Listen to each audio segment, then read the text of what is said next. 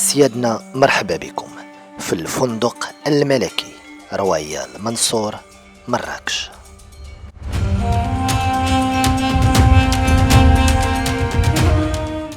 وانت داخل الفندق رويال منصور اللي جا وسط أسوار مدينة مراكش واللي تشيدات في القرن 12.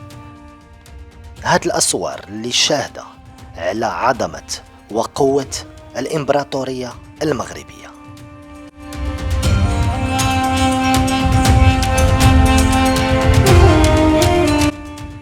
غادي ندخلوا ونديروا جولة داخل الفندق الملكي رويال منصور. هاد الفندق اللي كيملكو جلالة الملك محمد السادس. هاد الفندق واللي شارك في البناء ديالو أكثر من 1500 حرفي تقليدي مغربي من شمال المملكة إلى صحرائها المغربية. وكيف ما بغى جلالة الملك محمد السادس المصمم الرئيسي لهذا الفندق الملكي، فكل ركن من أركان الفندق كتعكس عراقة المملكة المغربية اللي عمرها أكثر من 12 قرن. سيدنا السلام عليكم، مرحبا بكم في حلقة جديدة من أسفار حول العالم. اليوم مدينة مراكش والفندق الملكي رويال منصور. تابعونا.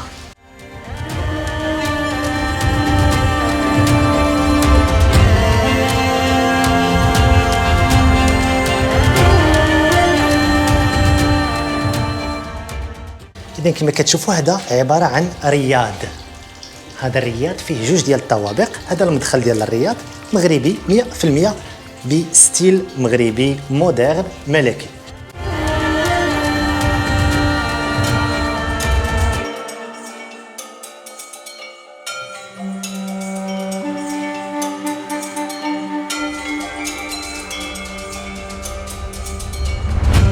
هذا الطابق الارضي، الطابق الاولاني. اول ما كتلقاو هنايا كتلقاو واحد المطبخ بطريقه مغربيه بالباب، التقويصه بالخشب. مرحبا بكم. فيها المستلزمات اللي غادي تحتاجوا. اول حاجه نبداو بها هي واحد الكاس ديال اتاي مغربي ناعم سيدي. مرحبا بكم.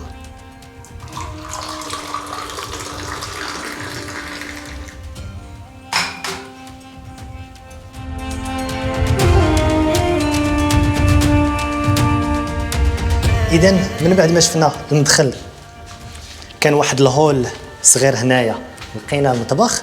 غادي ندخلوا هنا كاين صالون مغربي. هذا الصالون مغربي يعني مغربي 100%، من النقش ديال الخشب، من النقش ديال الحيط بطريقه مغربيه كتعطيك واحد كانك جالس في قصر مغربي يعني 100%. كما كتشوفوا الحيط هذا شوميني، الحيط فيه الفسيفساء بالطريقه المغربيه، النقش بتاع قباست، السقف بالطريقه ديال الخشب. هنا شنو كاين؟ غادي نحلو. كاين واحد الجريده صغيره. هاد الجريده هذه فيها بحال اون فونتين هنايا، وعندك واحد الجليسه على برا. شوفوا معايا، يعني اسباس بريفي، ما كاينش اللي يصدعك كما كتشوفوا هنايا.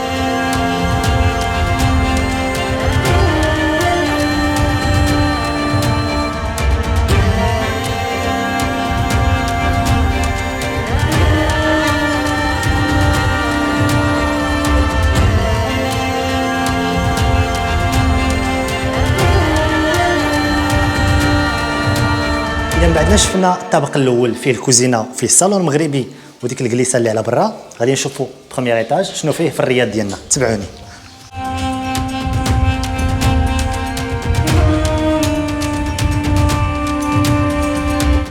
مرحبا بكم. اذا كما كتشوفوا هنايا دائما في الرياض ديالنا دوزيام ايطاج، هذا المدخل ديال بيت النعاس، لا شامبر ديال لا شامبر كوشي. وكيف ما كتشوفوا في غرف هذا الرياض، فاللمسة المغربية حاضرة في كل تفاصيل الرياض. البناء ديال الغرف كيعتمد على الخشب وعلى النحاس وعلى الزليج المغربي، وكذلك على التاكباست بالطريقة المغربية التقليدية.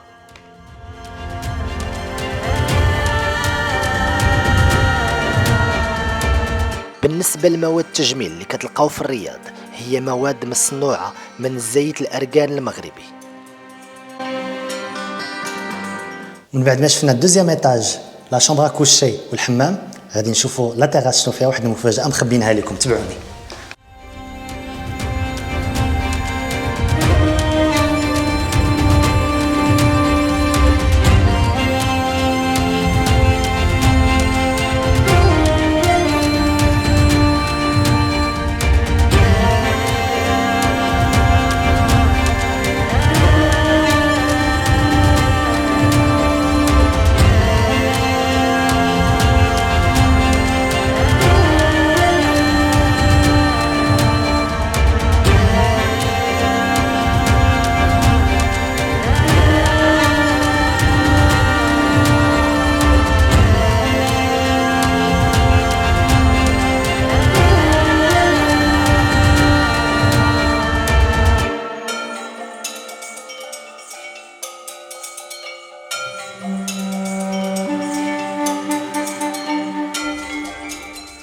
وانت كتجول داخل هاد الفندق الملكي، ونقدر نسميه قصر من قصور 1000 ليلة وليلة، فما يمكن إلا توقف وانت منبهر بعظمة وجمال المعمار المغربي.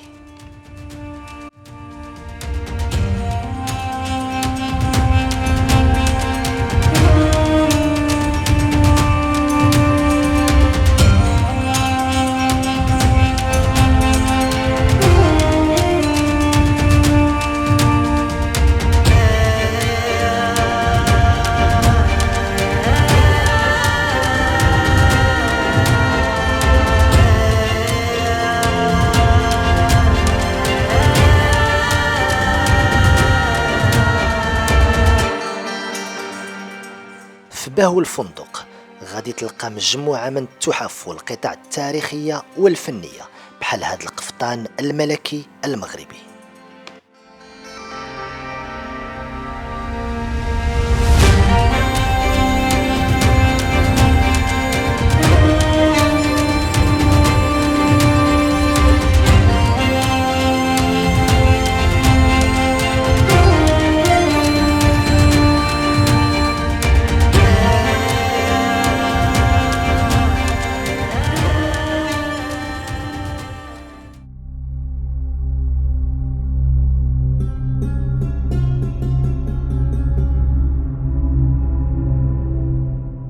داخل الفندق غادي يمكن تشوفوا مجموعة من القطع النقدية التاريخية النادرة اللي عمرها ماشي سنين ولكن قرون، قطع نقدية كتوثق قوة الإمبراطورية المغربية الشريفة على مرور الأزمان، بداية من الأدارسة ومرورا بالمرابطين والموحدين والمارينيين والسعديين وصولا إلى العلويين.